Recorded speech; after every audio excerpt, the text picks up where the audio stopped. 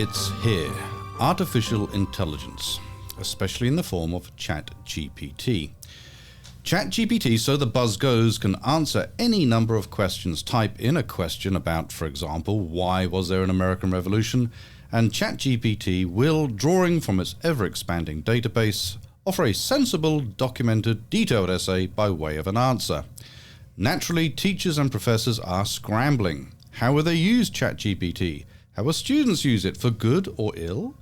Can it be used as a teaching tool, or is it inevitably going to sideline the teachers? These questions are urgent and legitimate, and we at Take on the South want to engage them. To that end, Take on the South is launching a mini-series we've decided to call Southern Seance, AI Meets Southern Studies.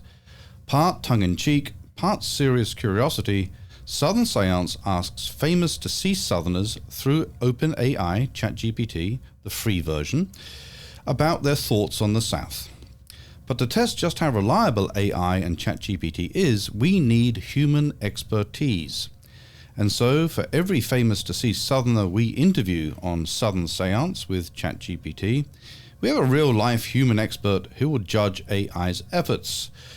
So is it a matter of AI stay in your lane, or hang on, AI is doing something useful, interesting and accurate, or a bit of both? This is our inaugural Southern Seance, AI Meets Southern Studies interview, and there will be many others.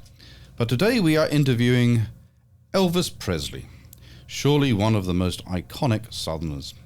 Elvis died in August 1977, but today we bring him back by using ChatGPT. Our living expert to critique and evaluate AI's handling of Elvis as Southerner is Grant Wong, a graduate student in history at the University of South Carolina, who is a specialist in 20th century popular culture. Grant, welcome to Take on the South. Thanks, Professor. It's good to be here. Well, I really am very grateful for you doing this because, we do need to check ChatGPT, and you're the person to do it in this instance.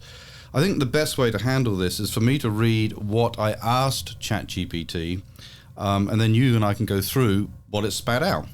And you can tell us what it got wrong, what it got right, just evaluate it, right? So you're judging ChatGPT. So for people who haven't used this before, essentially what you can do is type in any question to ChatGPT, and with astonishing speed, it will spit out an answer. And the more detailed you make the question, the more detailed the answer is usually. So here's the question that I wrote for ChatGPT, the OpenAI version. I said, write a script for an interview with Mark Smith, host of Take on the South podcast, and Elvis Presley, detailing how and why Elvis understood himself as Southern, how his upbringing in the South influenced his music, food tastes, and religion, and examine how he thought of his music as Southern. And here's what it spat back. It sets it up. It says, introduction. The set is prepared for the interview. Mark Smith, the host of Take on the South podcast, sits comfortably in his chair. The camera focuses on Mark as he begins the interview. So what we'll do, Grant, is I'll read my bit, you read Elvis, and then we'll have a chat about what happens. And bear in mind, everything we're reading is AI generated. We're not adding anything, we're not editing. This is pure AI ChatGPT. So Mark Smith, he begins, good evening, everyone, and welcome to another episode of Take on the South. Today we have a very special guest with us, a man who needs no introduction, the king of rock and roll himself, Elvis Presley. Elvis, thank you for joining us today. Thank you, Mark. It's great to be here. Elvis, you are often referred to as a cultural icon, especially when it comes to the South. Can you tell us a little bit about how you understood yourself as a Southern artist and the influence your upbringing had on your music? Well, Mark, being from the South, particularly from Tupelo, Mississippi, had a profound impact on my life and career. The South is a place with a rich musical heritage, and growing up, I was exposed to various genres like gospel, blues, and country music. I loved the soulful melodies and the heartfelt lyrics, and I wanted to incorporate those elements into my own music. And how did your Southern roots manifest in your music? Can you give us some examples? Absolutely, Mark. If you listen to my music, you can hear those Southern influences shining through. Take songs like That's Alright or Blue Suede Shoes. They have that unmistakable blend of rhythm and blues with a touch of country twang. I wanted to create a sound that was uniquely Southern, a fusion of different genres that spoke to people's hearts. That's fascinating, Elvis. Now, in addition to music, food is another aspect that is often associated with the South. Did your upbringing influence your taste in food as well? Oh, definitely. Southern cuisine has its own charm, you know. Fried chicken, biscuits, and gravy, collard greens, those are the flavors I grew up with. Whenever I had the chance, I would indulge in those classic Southern dishes. Even later in life, I always had a fondness for the food that reminded me of home. It's incredible how your roots permeated all aspects of your life, Elvis. Now, moving beyond music and food, religion is also a significant part of Southern culture. Can you shed some light on your spiritual beliefs and how they intertwined with your identity as a Southern artist? Religion played a pivotal role in my life. I was raised in a devout Christian family, and gospel music had a profound impact on me. The heartfelt lyrics and the sense of hope and redemption resonated deeply with my own experiences. My spirituality was always intertwined with my music, and you can hear it in songs like How Great Thou Art or Peace in the Valley. The South's religious traditions gave me a sense of purpose and guided me throughout my career. Thank you for sharing that, Elvis. Finally, as we wrap up, how did you personally think of your music? Did you consider it to be inherently Southern? Absolutely, Mark. I always saw my music as a reflection of my Southern roots. I aimed to capture the spirit, the passion, and the diversity of the South in every note I sang. Whether it was the rock and roll energy or the soulful ballads, I wanted to create a song that was sound that was uniquely Southern. The South molded me, and my music was my way of paying tribute to the place that shaped me. Elvis, it's been an honor having you on. All right, so that's what ChatGPT offered in response to my query. And now, Grant, you know a lot about Elvis. You know, you're a specialist in popular culture. As we read that together, by the way, I thought you were almost Elvis twang like that. I mean, just hinting at it. As we read that together, what's your basic takeaway from what ChatGPT can do? Right. So I think it's important for us to kind of first critically think about what ChatGPT does and how it actually functions, Yeah. right? Like I'm not a tech expert by any means, but I find that labeling it AI while correct can be a bit misleading, right? It's kind of like a glorified word search that will take information from the internet and assemble it based on the prompt, right? So that lends itself to the kind of weird tone of this interview. It's kind of slightly off, right? From at the technological level, right, what's important to note is that this isn't generating a real person who has real thoughts and is articulating them into words, right? This is an amalgam of stuff written about Elvis, or rather text about Elvis online, that it's then like puzzle piecing into this interview, right? And I think another thing that's important, right, and this is important if we want to think critically about ChatGPT and history, what this is doing is presenting us with a kind of timeless Elvis, right? You know, in a normal interview, you are interviewing a real person in a specific time and place. Of course, you're different in your 20s versus your 30s versus your 40s. This is especially the case for historical figures who developing interesting ways over time, right?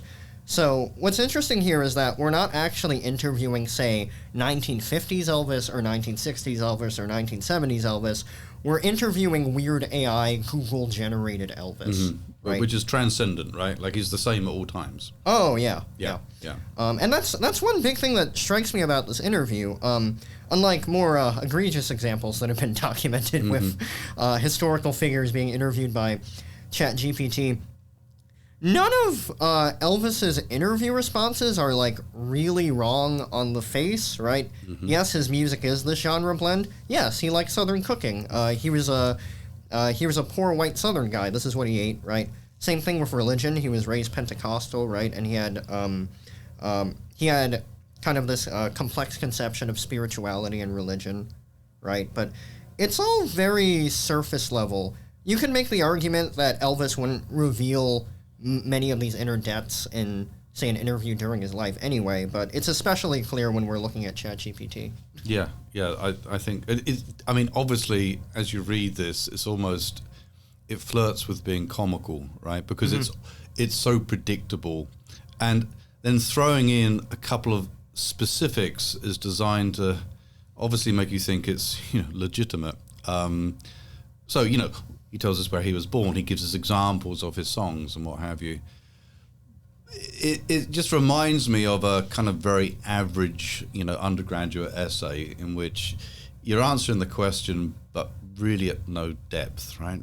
Right. And of course, the responses to the questions in the general text are like correct writ large, right? But it does miss some important nuances, right?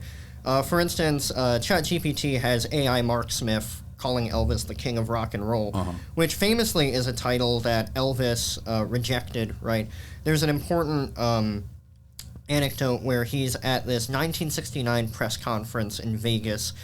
Some journalist calls him the king of rock and roll, and in response, he points to Fats Domino, right? Prominent black artist in the background, and he's like, nah, he's the real king of rock and roll. You can make the argument that he's referring specifically to Fats Domino or to like black culture at large, right? But he doesn't abide by that title. Same thing with, those little examples you point out, right? He's saying, oh, look at songs like That's All Right or Blue Suede Shoes. I'm blending rhythm and blues with country. That's not technically wrong, but as we also know, Elvis didn't really write his own material. That's All Right is from 1946, blues singer Arthur Big Boy Crudup.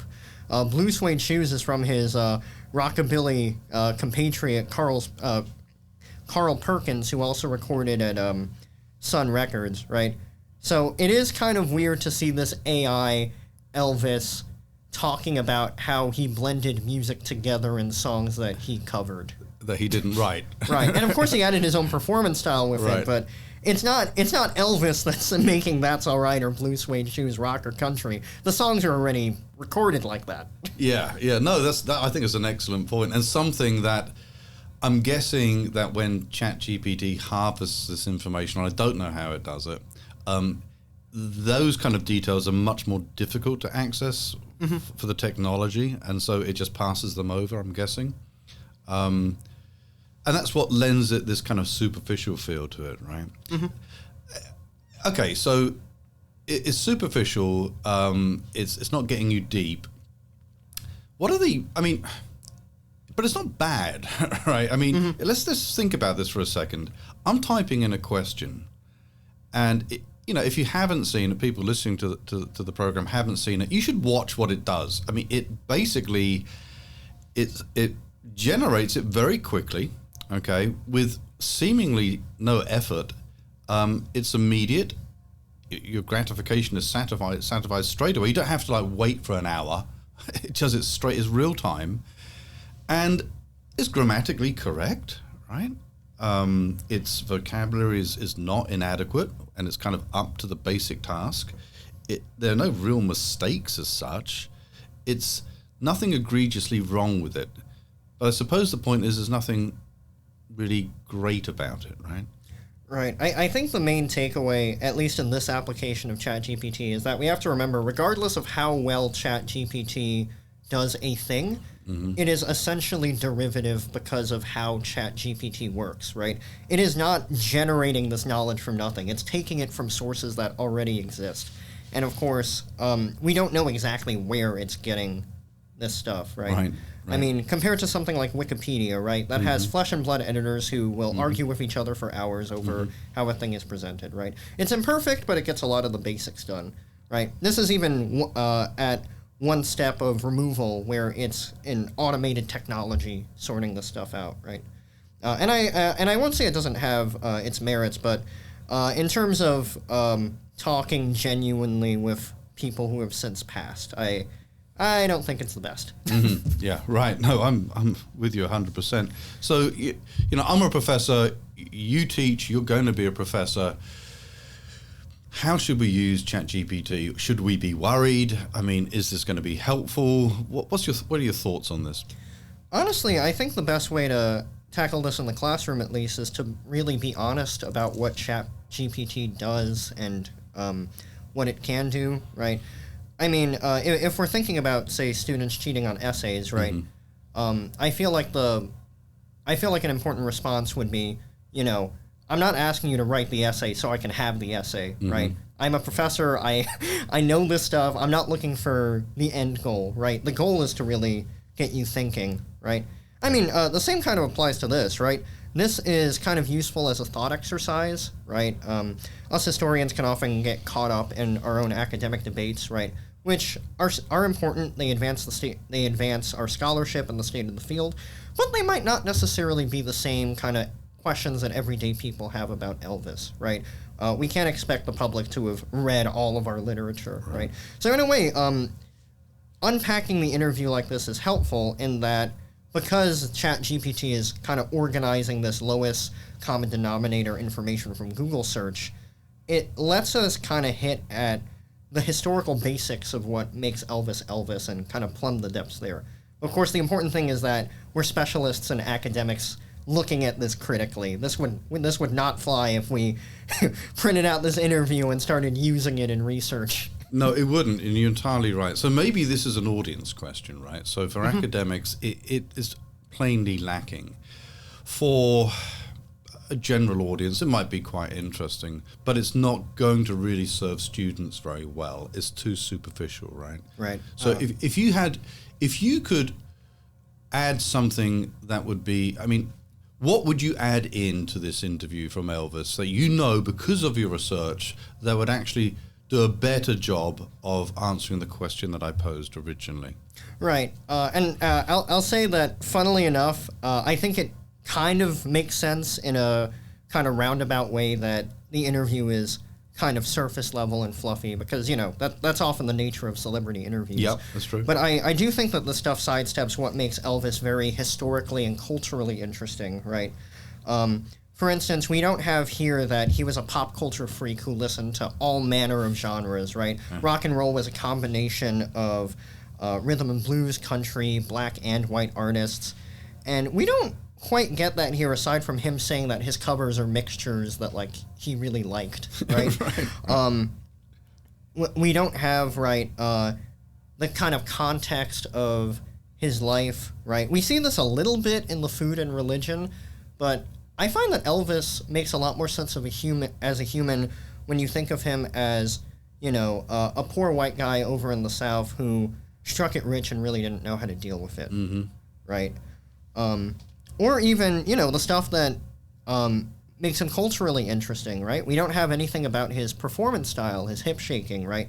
What is he actually, like, adapting in terms of this music? Here he's just saying, oh, I just mix the genres. In real life, he's doing these covers of both black and white artists that end up ridiculously popular because Elvis is putting his own personal spin on it, right? Yeah. And we just don't have that here.